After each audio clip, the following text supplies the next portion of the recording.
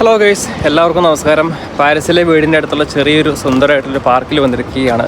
നിങ്ങൾക്കറിയാം 2024 summer Olympics ദിവസം കൂടി ഉള്ളൂ. തന്നെ കുറേയധികം പേര് നമ്മളോട് ചോദിച്ചിട്ടുണ്ട്, സമ്മർ ഒളിമ്പിക്സിന് എന്തൊക്കെ മാറ്റങ്ങളാണ് പാരീസിൽ വരിക, അങ്ങനെയുള്ള കുറേയധികം ചോദ്യങ്ങൾ നമ്മളോട് ചോദിച്ചിട്ടുണ്ട്. അതുപോലെ തന്നെ കുറേയധികം ആൾക്കാർ എന്തായാലും പാരീസിലുള്ള മാറ്റങ്ങളെ പറ്റിയിട്ട് അറിയാനായിട്ട് കാത്തിരിക്കുന്നുണ്ടാവും. സോ നമ്മൾ ഇന്ന് പാരീസിലെ കുറേയധികം സ്ഥലങ്ങളിലേക്ക്, ഒളിമ്പിക്സിൻ്റെ കുറേയധികം വേദികളിലേക്ക്, മെയിനായിട്ടുള്ള സ്ഥലങ്ങളിലേക്കൊക്കെ പോവുകയാണ്. നമ്മളിവിടുന്ന് നേരെ പോകുന്നത് ഷാംസ് എലീസിലെ, അതായത് ഫ്രാൻസിലെ രാജകീയ പാതയായിട്ടുള്ള അല്ലെങ്കിൽ പാരീസിലെ രാജകീയ പാതയായിട്ടുള്ള ട്രയം പാർക്കൊക്കെയുള്ള അങ്ങോട്ടാണ് പോകുന്നത്. അവിടെ ഒളിമ്പിക്സിന്റെ വേദി ഒന്നും ഇല്ല എങ്കിലും ഒളിമ്പിക്സിന്റെ ഒഫീഷ്യൽ ലാർജസ്റ്റ് സ്റ്റോർ ഉള്ളത് ഷാംസ് എലീസയുടെ അവിടെയാണ്. ഞാനിപ്പോൾ ഉള്ളത് പാരീസിന്റെ അകത്താണ്. പാരീസ് എന്ന് പറയുമ്പോൾ ഏകദേശം 20 അറോദിസ്മെന്റ്സ് അല്ലെങ്കിൽ സബ് ഡിവിഷൻസ് വരും. സോ ഈ ഒരു എല്ലാ അറോദിസ്മെന്റ്സിനെയും തമ്മിൽ കണക്ട് ചെയ്യുന്ന മെട്രോസ് ഉണ്ട്. ഏകദേശം അരമണിക്കൂർ മുതൽ 45 മിനിറ്റ് വരെ ആയിരിക്കും നമുക്ക് അങ്ങോട്ടും ഇങ്ങോട്ടും ഒക്കെ പോകാനുള്ള മാക്സിമം ടൈം എടുക്കുന്നത്. സോ ഇതൊരു മെട്രോ സ്റ്റേഷനാണ്. ഇവിടെയുള്ള മിക്ക മെട്രോ സ്റ്റേഷനുകളും അണ്ടർഗ്രൗണ്ടിലാണ് വർക്ക് ചെയ്യുന്നത്. സോ നമ്മൾ എന്തായാലും ഇതിനകത്ത് കയറുന്നു. ഇതിനകത്തൊക്കെ വെൽ സെറ്റിൽഡ് ആണ്. ഇതിനകത്ത് കയറി കഴിഞ്ഞ് കഴിഞ്ഞാൽ നമുക്ക് മെട്രോയുടെ റൂട്ട് മാപ്പും കാര്യങ്ങളൊക്കെ ഉണ്ട്. നമ്മൾ ഷാർൽ ദ ഗോൾ എത്തുവാൾ എന്ന് പറയുന്ന സ്ഥലത്തേക്കാണ്, ആ ഒരു സ്റ്റേഷനിലാണ് ഇറങ്ങുന്നത്. സോ എല്ലാ മെട്രോ സ്റ്റേഷൻ്റെ അകത്തും ഇതുപോലൊരു മാപ്പ് ഉണ്ടായിരിക്കും. ഈ മാപ്പിൻ്റെ അകത്ത് ഇമ്പോർട്ടൻ്റ് ആയിട്ടുള്ള മോണ്യുമെൻറ്റ്സും കാര്യങ്ങളൊക്കെ ഉണ്ടാകും. ഇപ്പോൾ ഈഫൽ ടവർ നിങ്ങൾക്ക് കാണാം. ഈഫൽ ടവർ, ഷാംസ്, നമ്മൾ പോകാൻ പോകുന്ന ഷാംസ് എലീസ. അപ്പോൾ ഇതിനെല്ലാം കണക്ട് ചെയ്തിട്ട് മെട്രോസും ഉണ്ടാവും. അപ്പോൾ ഇതാണ് ഞാൻ പറഞ്ഞ ആർക്ക് ദ ട്രയംഫ്. ഫ്രാൻസിൽ ഈഫൽ ടവർ വരുന്നതിന് മുമ്പ് ഫ്രാൻസിൻ്റെ ഫേസ് ആയിട്ടുണ്ടായിരുന്ന ഒരു ആർച്ച്, അല്ലെങ്കിൽ ഫേസ് ആയിട്ട് ബാക്കിയുള്ള രാജ്യങ്ങൾ കൺസിഡർ ചെയ്തിരുന്നത് ഈ ഒരു ആർച്ചിനായിരുന്നു. അപ്പോൾ ഈ ഒരു ആർച്ചിൻ്റെ മേളിൽ ഇപ്പോൾ പാരാലിമ്പിക്സിൻ്റെ ഒരു ചിഹ്നമുണ്ട്. അത് ഈ ഒരു ഒളിമ്പിക്സ് കഴിയുമ്പോൾ പാരാലിമ്പിക്സ് കഴിയുമ്പോൾ എടുത്ത് മാറ്റുന്നതാണ്. ഫ്രഞ്ചുകാരുടെയും ഫ്രഞ്ച് ഗവൺമെൻറ്റിൻ്റെയും ഒക്കെ മുമ്പിൽ ഈഫൽ ടവറിനെ കഴിഞ്ഞും ഇമ്പോർട്ടൻ്റ് ആയിട്ടുള്ളത് ഈ ഒരു ആർക്ക് ദ ട്രയംഫ് ആണ്. ഇതെന്ന് പറയുന്നത് ഇവരുടെ വിക്ടറിയുടെ പ്രതീകമാണ്. അതായത് പണ്ടൊക്കെ യുദ്ധങ്ങൾ ജയിച്ചു കഴിയുമ്പം ഫ്രഞ്ച് ആർമിയും അതുപോലെ തന്നെ സൈനികന്മാരും അവരുടെ തലവന്മാരൊക്കെ മാർച്ച് ചെയ്ത് പോയിരുന്നത് ഈ ഒരു ആർച്ചിൻ്റെ മുമ്പിലൂടെയാണ്. ഈ ഒരു ആർച്ചിൻ്റെ മുൻപിലുള്ള ഒരു പാതയാണ് ഫ്രാൻസിലെ രാജകീയ പാത എന്ന് പറയുന്നത്, ഷാംസ് എലീസി. അത് ഇപ്പോൾ ഈ കാണുന്നൊരു പാതയാണ്. സോ ഇതിൻ്റെ മുമ്പിൽ നിന്ന് ഫോട്ടോ എടുക്കാൻ വേണ്ടിയാണ് ഇത്രയും പേര് ക്യൂ നിൽക്കുന്നത്. സോ ഇതിൻ്റെ മുമ്പിലുള്ള ഈ ഒരു പാതയുടെ സൈഡിൽ അപ്പുറത്തും ഇപ്പുറത്തുമായിട്ട് വരുന്ന എല്ലാ ഷോപ്പുകളും ലക്ഷൂറിയസ് ആയിട്ടുള്ള ഷോപ്പുകളാണ്. ലൂയി വിത്തോൻ്റെ ഒരു പുതിയൊരു ഹോട്ടൽ വരുന്നത് ഇതിൻ്റെ തൊട്ടടുത്താണ്. അതായത് നമ്മളിപ്പോൾ നടക്കുന്ന ഈ ഒരു സ്ഥലത്താണ് ലൂയി വിത്തോൻ്റെ പുതിയൊരു ഹോട്ടൽ വരുന്നത്. ഏകദേശം ഒരു ദിവസം പെർ നൈറ്റ് താമസിക്കാൻ വേണ്ടിയിട്ട് 1.5 ലക്ഷം രൂപയൊക്കെ വരുന്നതാണ്. $10,000 അത്രയൊക്കെ വരുന്നതാണ് പറയുന്നത്. ഈ ഒരു കാണുന്നതാണ് ലൂയി വിത്തോൻ്റെ ആ ഒരു ഹോട്ടൽ. 2026 ആകുമ്പോഴേക്കും ഈ ഒരു ഹോട്ടൽ ഓപ്പൺ ആകുന്നതാണ്. അപ്പോൾ ആർക്കെങ്കിലും വരാൻ താല്പര്യമുണ്ടെങ്കിൽ എന്നെ ഒന്ന് കോൺടാക്ട് ചെയ്താൽ മതി. പിന്നെ ഈ ഒരു പാത അറിയാലോ, ഈ ഒരു ഇത്രയും ഇമ്പോർട്ടൻ്റ് ആയിട്ടുള്ള ഈ ഒരു സ്ഥലത്തിൻ്റെ മുകളിലൂടെയും താഴെക്കൂടെയും എപ്പോഴും പോലീസിൻ്റെ സർവൈലൻസും അതുപോലെ തന്നെ പോലീസിൻ്റെ ആളുകളും എല്ലാവരും ഇതിലൂടെ പോകുന്നുണ്ടായിരിക്കും. ഈ വർഷം ഏകദേശം 15 മില്യൺ ആളുകളാണ് ഫ്രാൻസ് കാണാൻ വേണ്ടി വരുന്നത്. അല്ലെങ്കിൽ തന്നെ നോർമലി പാരീസിലേക്കും ലോകത്തിൽ ഏറ്റവും കൂടുതൽ ആളുകൾ വിസിറ്റ് ചെയ്യുന്ന ഒരു സ്ഥലം പാരീസാണ്. ഇത്തവണ ഒളിമ്പിക്സും കൂടെ ആയതുകൊണ്ട് പറയേണ്ട ആവശ്യമില്ല. നമുക്ക് ഭയങ്കരമായിട്ട് സെക്യൂരിറ്റി റെസ്ട്രിക്ഷൻസ് ഉണ്ട്. എനിക്ക് തന്നെ തോന്നുന്നില്ല ഈ ഒരു വീഡിയോ എത്രത്തോളം കംപ്ലീറ്റ് ചെയ്യാൻ പറ്റുന്നുള്ള കാര്യം. ഈഫൽ ടവറിൻ്റെ അടുത്തേക്ക് പോകുന്നതിലും അതുപോലെ തന്നെ ഈ ഒരു ഷാംസ് എലീസയുടെ തൊട്ടടുത്താണ്, ഇതിൻ്റെ ചുറ്റുമാണ് ഈ ഫ്രാൻസിലെ അല്ലെങ്കിൽ പാരീസിലെ ഇമ്പോർട്ടൻ്റ് ആയിട്ടുള്ള സ്ഥലങ്ങളെല്ലാം ഉള്ളത്. അങ്ങോട്ട് തന്നെ പോകണമെങ്കിൽ നമ്മളെ കയറ്റി വിടുമെന്ന് എനിക്കറിയത്തില്ല. ഒരു QR കോഡൊന്നും എനിക്കില്ല. ഈ കാണുന്നതുണ്ടല്ലോ നമ്മുടെ നാട്ടിലുള്ള GT, കോണ്ടിനെൻ്റൽ GT ആണ്. ഇത് നാട്ടിലുള്ള റോയൽ എൻഫീൽഡ് ബൈക്കൊക്കെ ഇവിടെ കാണുമ്പോൾ എന്തായാലും നമുക്കൊരു ഗൃഹാതുരത്വമാണ്. അപ്പോൾ നമ്മളങ്ങനെ നടന്ന്, ഇതാണ് ഞാൻ പറഞ്ഞ ആ ഒരു പാരീസിൻ്റെ ഒഫീഷ്യൽ ഒളിമ്പിക് സ്റ്റോർ. നമ്മളങ്ങനെ നടന്ന് ഇവിടെ എത്തി. ഇതിനു മുമ്പിൽ കുറേ അധികം മീഡിയാസൊക്കെ റിപ്പോർട്ടിങ് ഇപ്പോൾ തന്നെ സ്റ്റാർട്ട് ചെയ്തിട്ടുണ്ട്. സോ ഞാൻ ഇതുവരെ ഒരു ഒളിമ്പിക്സിൻ്റെ ഒരു സംഭവങ്ങൾക്കും പോയിട്ടുമില്ല, അതിൻ്റെ ന്യൂസൊന്നും കണ്ടിട്ടുമില്ല.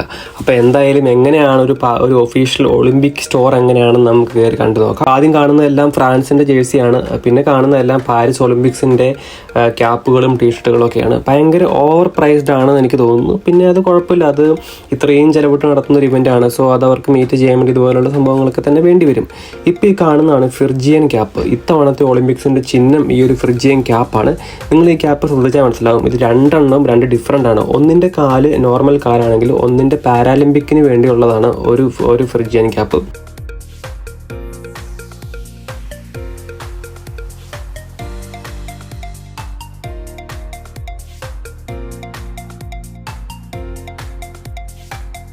ഈ കാണുന്നതാണ് ഒളിമ്പിക്സ് ഫ്ലെയിമിൻ്റെ ഒരു റെപ്ലിക്കയാണത്. എല്ലാവരും ഇതിൻ്റെ മുമ്പിൽ നിന്ന് ഫോട്ടോസൊക്കെ എടുക്കുന്നുണ്ട്. കാരണം ഇതൊരു ഭയങ്കര ഇമ്പോർട്ടൻ്റ് ആയിട്ടുള്ള ഒരു സിമ്പലാണ് ഒളിമ്പിക്സിൻ്റെ ഒക്കെ കാര്യത്തിൽ. കാര്യം അതായത് ആൻഷ്യൻ്റ് ഒളിമ്പിക്സിൻ്റെയും ഒരു മോഡേൺ ഒളിമ്പിക്സിൻ്റെയും ആ ഒരു കണ്ടിന്യൂറ്റി നിലനിർത്താൻ വേണ്ടിയിട്ട് ഇവർ യൂസ് ചെയ്യുന്ന, കാലാകാലങ്ങളായിട്ട് എല്ലാ ഒളിമ്പിക്സിലും യൂസ് ചെയ്യുന്നതാണ്. ഒറിജിനലല്ല, ഇതൊരു സിമ്പൽ മാത്രമാണ്.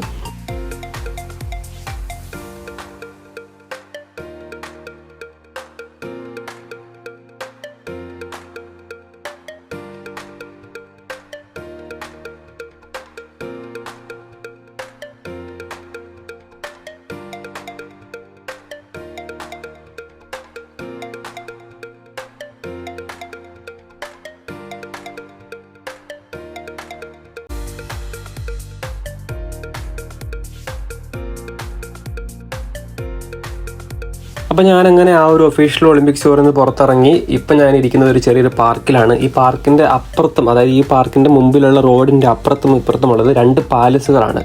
എക്സിബിഷന് വേണ്ടി ഏകദേശം 1900-ൽ ആ ഒരു സമയത്ത് ബിൽഡ് ചെയ്ത 2 പാലസ്, ഒന്ന് പെറ്റിറ്റ് പാലസും ഒന്ന് ഗ്രാൻഡ് പാലസും, അതായത് ഒന്ന് ചെറുതും ഒന്ന് വലുതും. അപ്പം പിന്നെ അതുപോലെ തന്നെ ഇതിൻ്റെ ഒരു സൈഡിലുള്ളത് ഒരു അലക്സാണ്ടർ മൂന്നാമൻ എന്നുള്ള പേരുള്ളൊരു ബ്രിഡ്ജാണ്. ആ ഒരു ബ്രിഡ്ജിൻ്റെ താഴെ കൂടി ഒഴുകുന്നത് റിവർ സെയിനാണ്. റിവർ സെയിനാണ് ആ ഒരു സെയിൻ എന്ന് പറഞ്ഞ ആ ഒരു നദിയാണ് പാരീസിലെ ഏറ്റവും ഇമ്പോർട്ടൻ്റ് ആയിട്ടുള്ള. അതിൻ്റെ തീരത്താണ് ഈഫൽ ടവറും അതുപോലെ തന്നെ ഇമ്പോർട്ടൻ്റ് ആയിട്ടുള്ള എല്ലാം അതിൻ്റെ തീരത്താണ്. ഓപ്പണിംഗ് സെറിമണി വരെ നടക്കുന്ന അതിൻ്റെ തീരത്താണ്. പക്ഷേ എനിക്ക് അലക്സാണ്ടർ മൂന്നാമൻ പാലം ക്രോസ് ചെയ്തിട്ട് അങ്ങോട്ട് പോകാൻ പറ്റിയില്ല. അവരെന്നെ സമ്മതിച്ചില്ല. ഇപ്പം നിങ്ങൾക്ക് ഈ ഒരു വിഷ്വൽസ് കണ്ടാൽ മനസ്സിലാവും, അവരെന്നെ അങ്ങോട്ട് കടത്തി വിട്ടില്ല. സോ അതുകൊണ്ട് ഞാൻ എന്തായാലും, അതുപോലെ തന്നെ ഇന്ന് നല്ല ചൂടാണ്. ഇപ്പോൾ തന്നെ നിങ്ങൾക്ക് കണ്ടാൽ മനസ്സിലായി, ഏകദേശം 3 മണി 3:30 ആയി. നല്ല ചൂട്, ഒരു രക്ഷയില്ല. ഞാൻ എന്തായാലും നേരെ ഈ ഒരു ഇതിൻ്റെ അകത്തും കയറുന്നില്ല, ഞാൻ നേരെ വീട്ടിലേക്ക് പോവുകയാണ്. വീട്ടിൽ പോയി കുറച്ച് നേരം ഇരുന്ന് ഫ്രഷായിട്ട് എന്തായാലും വീഡിയോസ് വീണ്ടും എടുക്കും. മേ ബി ഇന്നോ നാളെയോ എടുക്കും. കാരണം എന്തായാലും റെസ്ട്രിക്ഷൻസും കൂടെ ഉള്ളതുകൊണ്ട് എനിക്ക് അങ്ങോട്ടും പോകാനും പറ്റാത്ത അവസ്ഥയായതുകൊണ്ട് മേ ബി ഒരു പക്ഷേ ഓപ്പണിംഗ് സെറിമണി ആകുമ്പോഴേക്കും ഞാൻ എങ്ങനെയെങ്കിലും QR കോഡൊക്കെ സെറ്റ് ചെയ്തിട്ട് എനിക്ക് പറ്റുവാണെങ്കിൽ അന്നൊരു വീഡിയോ എടുക്കണം എന്ന് ആഗ്രഹമുണ്ട്. പാരീസിൻ്റെ ഒരു പ്രത്യേകത എന്ന് പറയുമ്പം എൻ്റെ മുമ്പിൽ കാണുന്നതും നമ്മൾ എവിടെ പോയാലും ഈ കാണുന്ന സംഭവങ്ങൾക്കൊക്കെ ഒരു എന്തെങ്കിലുമൊക്കെ ചരിത്രം, വലിയൊരു ചരിത്രം അതിൻ്റെ പുറകിലുണ്ടാവും. പക്ഷേ ഇതൊന്നും നോക്കി പഠിച്ചു പറയാനുള്ളൊരു അവസ്ഥയിലല്ല ഞാനിപ്പോൾ ഉള്ളത്. സോ അതിനൊക്കെ കുറേ സമയം ഇൻവെസ്റ്റ് ചെയ്യണം. അതിനൊക്കെ ശരിക്കും പറഞ്ഞാൽ സഞ്ചാരം തന്നെ കാണണം. സഞ്ചാരം കണ്ടിട്ടാണ് ഞാൻ ഈ ഒരു ആർക് ഡയമണ്ടിൻ്റെ മുമ്പിലേക്ക് വീഡിയോ എടുക്കാൻ വേണ്ടി വന്നത്. ഇതിലിവിടെ വരുന്നതിന് മുമ്പും നാട്ടിൽ നിന്നും ഫ്രാൻസിലേക്ക് വരുന്നതിന് മുമ്പ് സഞ്ചാരമൊക്കെ ഇഷ്ടംപോലെ കണ്ടിട്ടുണ്ടായിരുന്നു. സോ എന്തായാലും ഞാൻ തിരിച്ചു പോവുകയാണ്. വേറെ വഴിയൊന്നുമില്ല, തിരിച്ചു പോകാതെ വേറൊരു വഴിയില്ല. ഈ ചൂടത്ത് ഇങ്ങനെ തലകറങ്ങിയിരിക്കുന്നതിന് നല്ല തിരിച്ച് വീട്ടിൽ പോയി ഒന്ന് ഫ്രഷ് ആയിട്ട് പോകുന്നതാണ്. ഇപ്പം തന്നെ നിങ്ങൾക്ക് കാണാം പാരീസിൽ നിന്ന് സിംബലുള്ള എല്ലാം ഡ്രസ്സും എല്ലാം കാണിച്ചിട്ട് പോലും ഭയങ്കര സെക്യൂരിറ്റി മെഷേഴ്സാണ് ഇവിടെ എല്ലാവരും എടുക്കുന്നത്.